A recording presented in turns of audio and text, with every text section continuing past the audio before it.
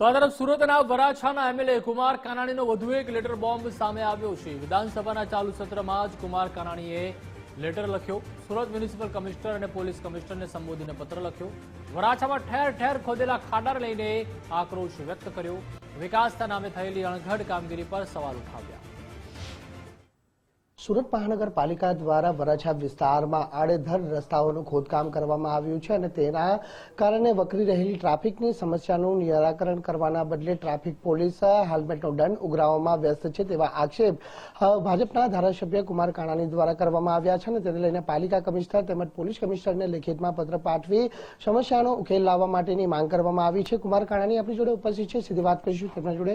કુમારભાઈ, વારંવાર આ પ્રકારે પત્ર લખીને તંત્રના કાન અમળવાનું કામ આપ કરતા હો છો, ત્યારે આ વખતે કઈ સમસ્યાઓ પ્રજાલક્ષી સ્પષ્ટથી આ પ્રશ્ન છે? આ પત્ર મેં એટલા માટે લખ્યો છે કે પોલીસ કમિશનરે એક જાહેરનામું બહાર પાડી અને Varachha main road Poddar arcade પાસે રસ્તો બંધ કરવામાં આવ્યો છે।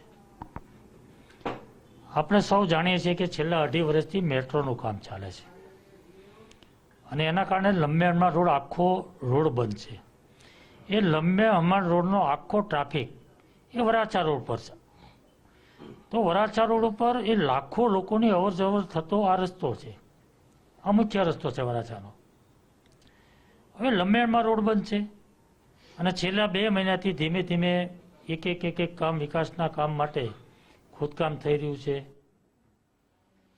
તો રેવન્યુ તલાટીની ભરતીને લઈને મહત્વના સમાચાર, જેમાં રિક્રુટમેન્ટ રૂલ્સમાં 2 મોટા ફેરફાર કરાયા છે। ભરતી માટે શૈક્ષણિક લાયકાતમાં સ્નાતક ફરજિયાત રહેશે।